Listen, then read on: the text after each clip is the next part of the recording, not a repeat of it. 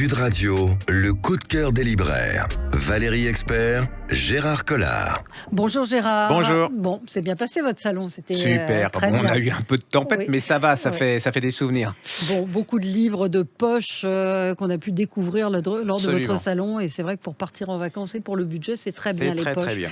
Je voulais vous signaler les 24 et 25 juin prochains, le festival du journal intime, c'est à Saint-Gildas de Ruisse, vous connaissez, je crois, Gérard. Ah, j'adore ce C'est- coin. En plus, c'est c'est pas très loin beau. de Port-Navalo, Ouais. de Kearney et tout ça. C'est joli comme tout. Super initiative parce que le journal intime, c'est toujours. Enfin, moi, je trouve que c'est des documents absolument passionnants.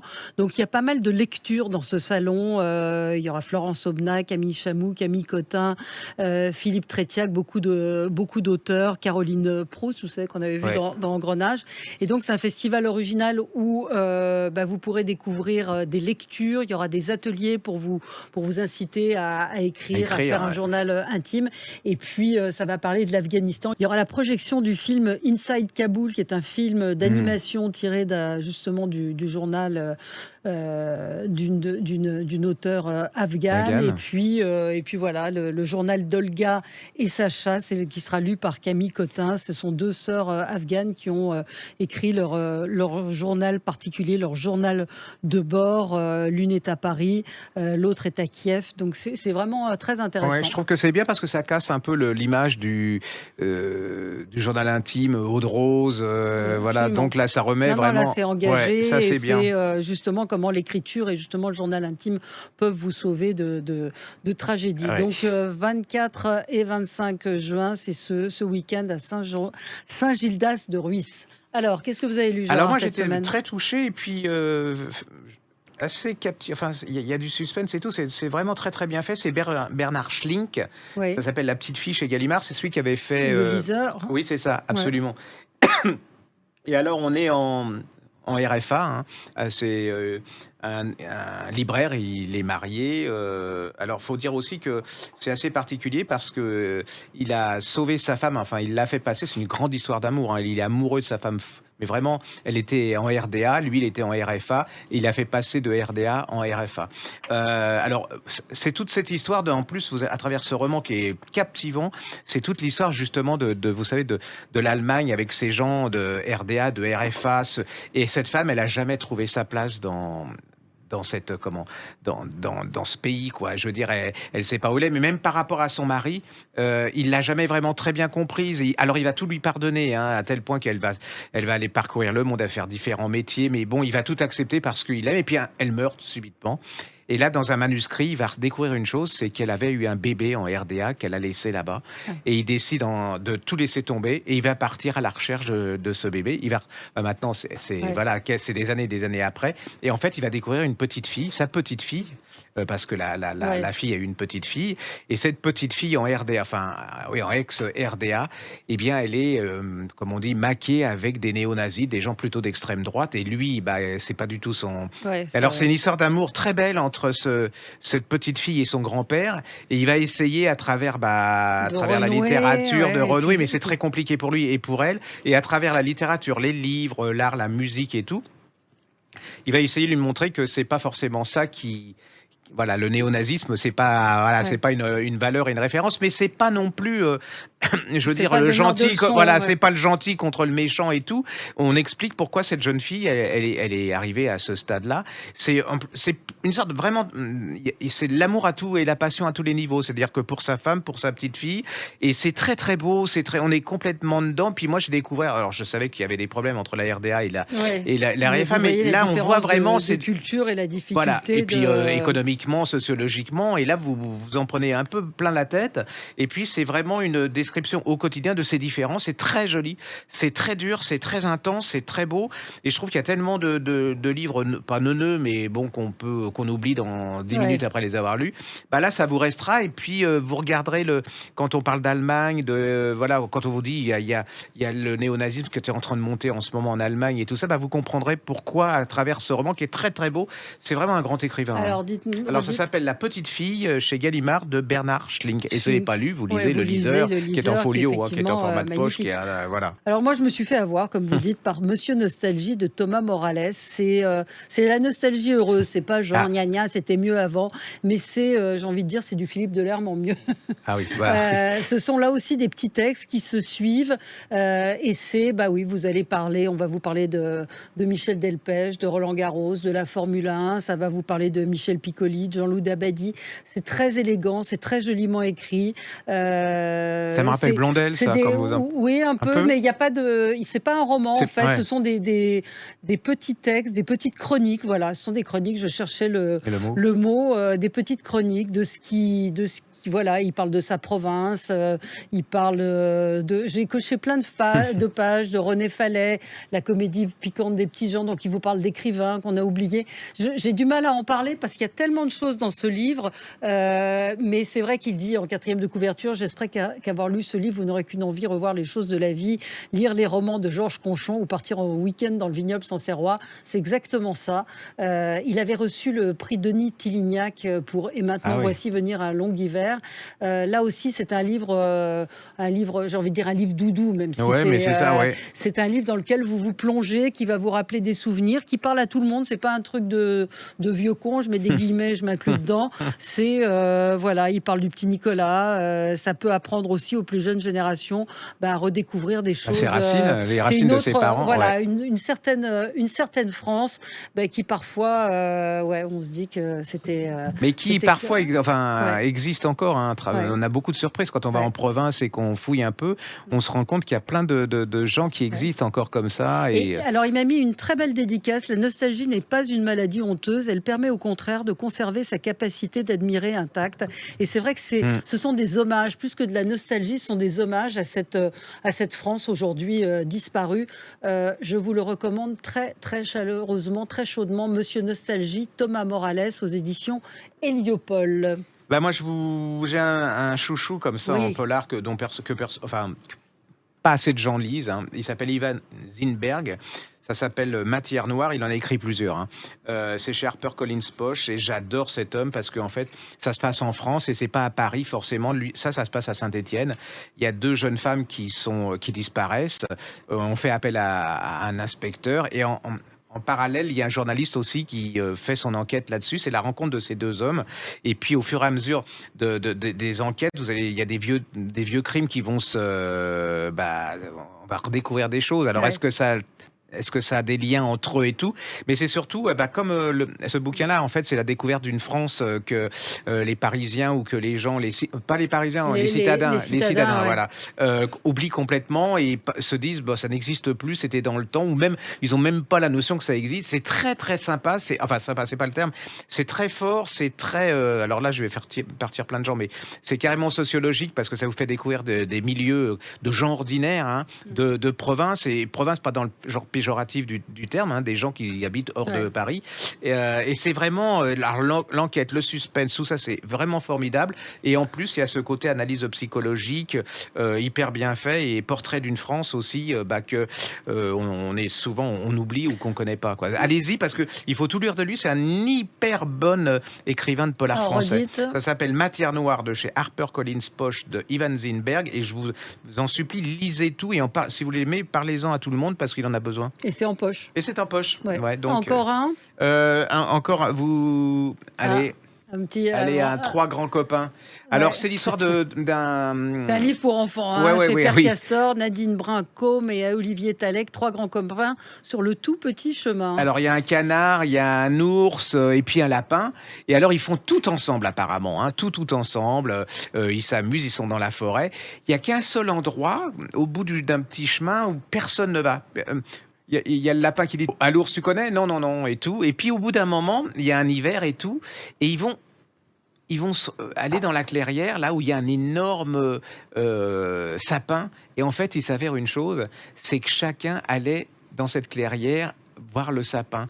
Et en fait, c'est pour apprendre aux gens qu'on peut avoir beaucoup d'amitié, beaucoup de tendresse les uns pour les autres, mais qu'on a parfois besoin d'un peu de solitude et se retrouver tout Se seul. C'est retrouver très tout joli. seul, C'est ouais. très joli, voilà, la façon de faire. Enfin, je trouve que il y a un côté philosophique, voilà. Ah, alors j'ai redécouvert un vieux livre, Oui. un peu comme moi, que j'avais lu il y a très très longtemps, mais que j'avais oublié. Et c'est édition Libretto, c'est Ma double vie de Sarah Bernard. Ah oui, Et oui, alors, oui. c'est un livre extraordinaire. Alors, c'est sa version à elle, hein, et tout. Mais c'était une femme, c'est Céline Dion à côté, ou Beyoncé, ils sont nuls à côté, hein, parce que le succès, elle était mais hyper célèbre. Elle a été Oui, oui, bien partout. sûr. Elle a Il y a été une en Amérique du exposition en ce Sud. moment, hein. Oui, absolument. Mais c'est vraiment, vous lisez ça et puis elle était juive. Elle a été Ouais. confrontée à ce Mais c'est problème. Il y a la une femme. vie incroyable, Ah hein. oui, sa femme alors c'est une amoureuse, elle est féministe, hein, parce que quelque part c'est elle qui dicte ce qu'elle veut.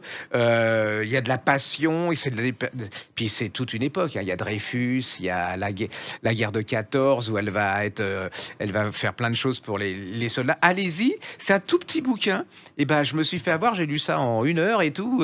Ça m'a donné envie de relire plein de trucs bah oui, et de Sarah Bernard. Et en plus, Proust parle de Sarah Bernard, entre autres, et j'ai été écouter sa voix.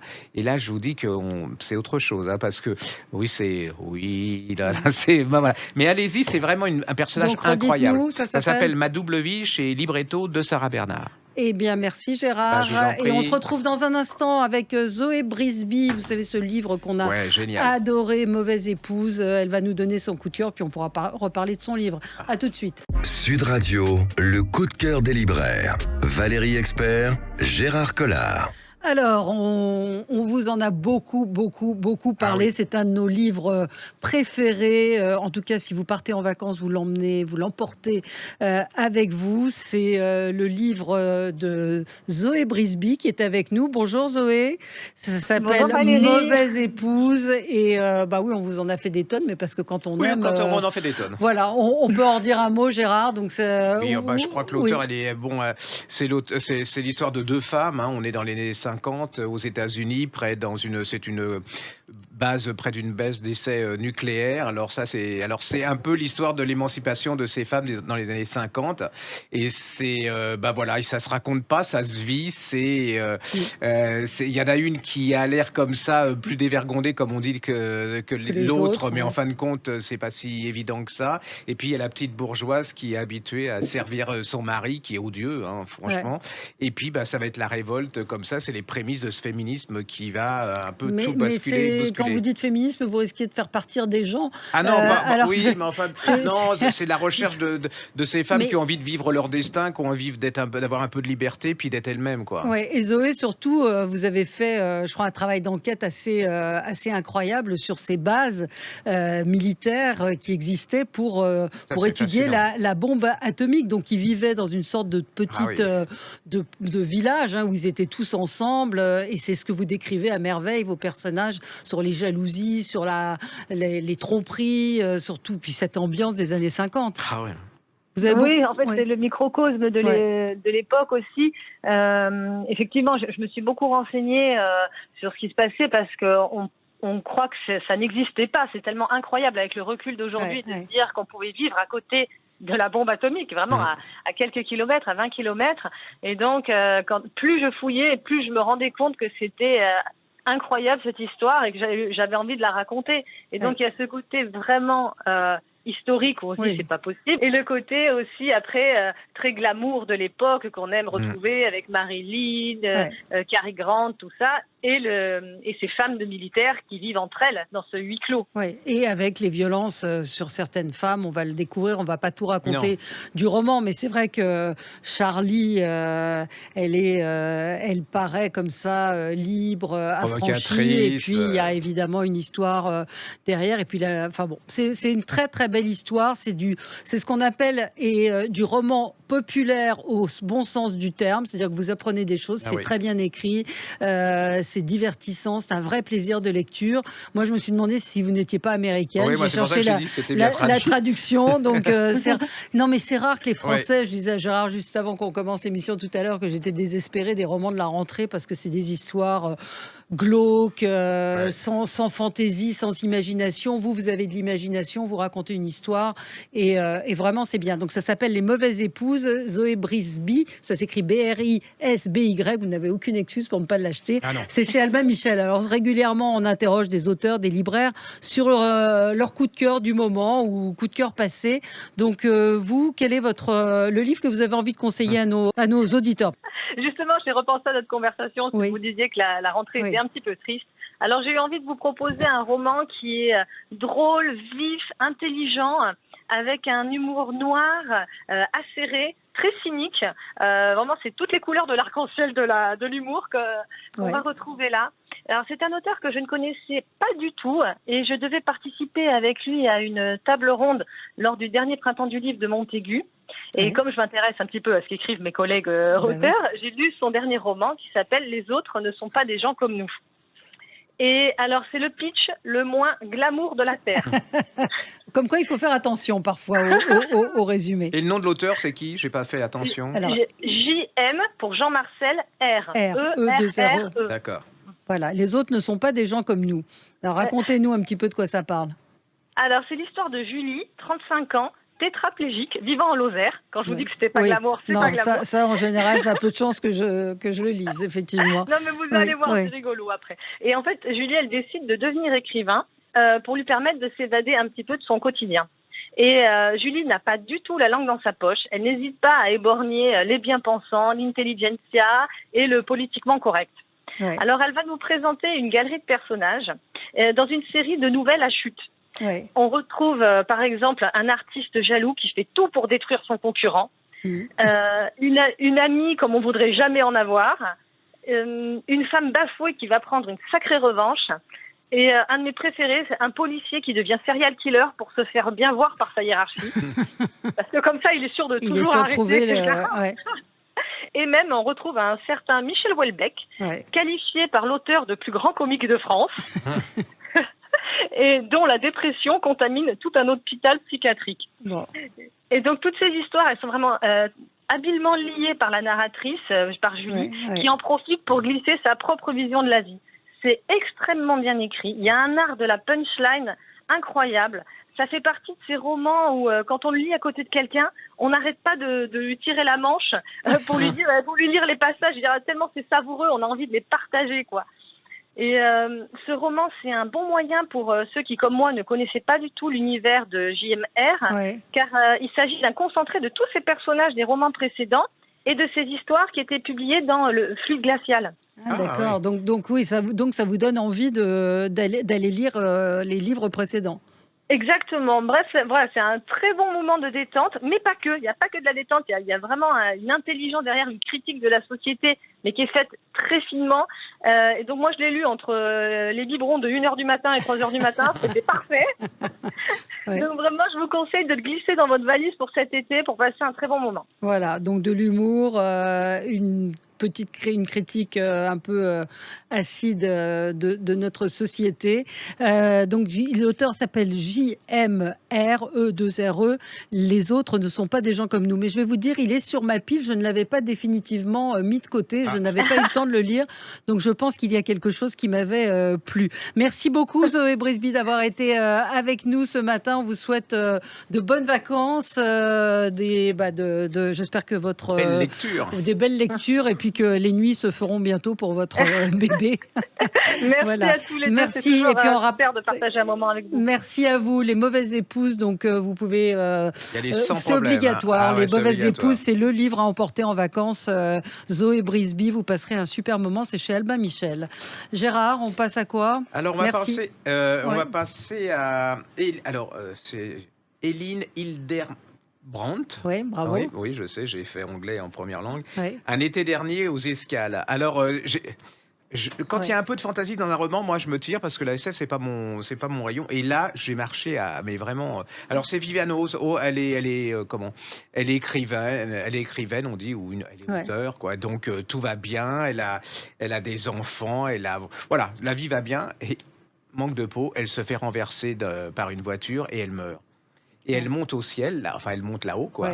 Et là-haut, on lui dit, pendant 3 mois, tu pourras observer les gens que tu aimes et tu pourras donner ce qu'on appelle 3 petits coups de coude quand, voilà, si tu veux changer les choses pour que ça aille mieux entre eux, pour qu'il leur arrive comme ça et donc elle va regarder ce qui va se passer. Alors le truc fantastique, c'est un peu anecdotique, hein, parce qu'elle va regarder, ses enfants, elle adore ses enfants, elle regarde son meilleur ami, son ex-mari, alors il y a quelques-uns comme ça et alors ça se passe à Nantucket, hein. Alors, ça se passe, oui, à Nantucket c'est une île, c'est c'est une c'est île sublime. magnifique, Vous êtes alors elle a un art c'est de la Nouvelle-Angleterre, c'est ouais, puis très... elle a un art vous sentez la mer, le vent, le sable sous les alors rien que ça, c'est génial. Moi, je suis parti en vacances, pour, 20 €. C'était génial et là, vous allez, découvrir tout ce que alors elle a un secret et puis, ses enfants ont un secret aussi et comme elle les regarde, elle découvre, le secret de ses enfants.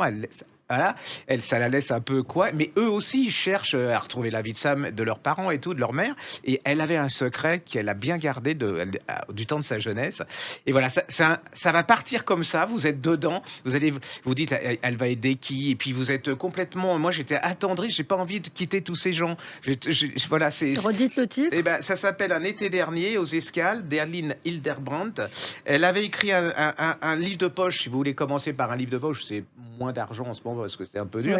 Ça s'appelle Un été à Nantucket. Hein, c'est en livre de poche. Ah oui, je l'avais lu, ça. C'est très bien. C'était génial. Et alors, j'adore. Vous allez voir, vous allez tomber amoureux de tous ces personnages. Vous allez être pris par le suspense. Et bon, il y en a certains. Je suis pas assez d'accord. Enfin, je suis pas très d'accord. Elle les a aidés. Moi, j'aurais aidé d'autres. Mais et puis c'est beau. Vous êtes dedans. C'est vraiment comme la couverture est très belle.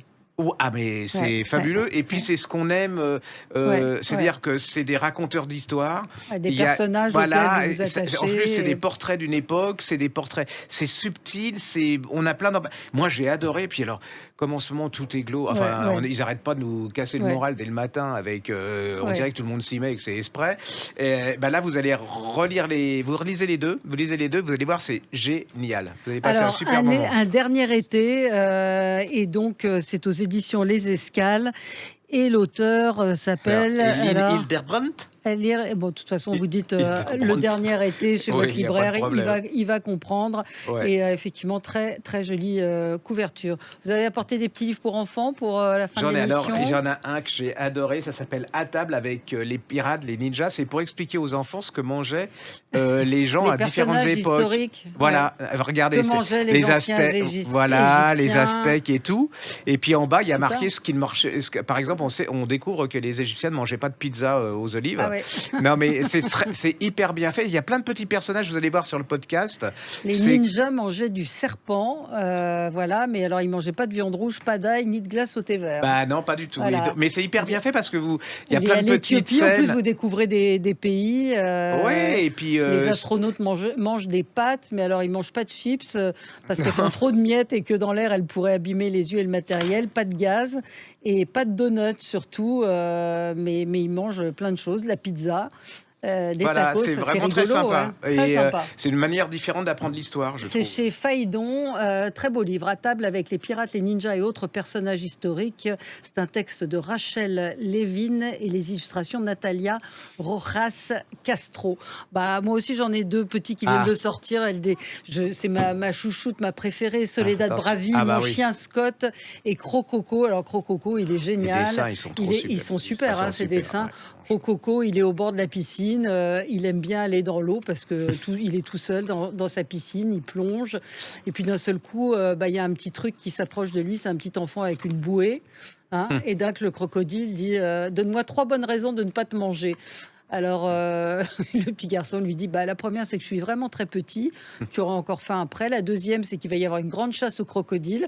Et la troisième, tu ne pourras plus aller à la piscine. Enfin, non, et la troisième, c'est que tu n'auras plus d'amis. Et il lui dit, quoi, un ami? Oui, et là, il comprend que il peut être ami avec le crocodile.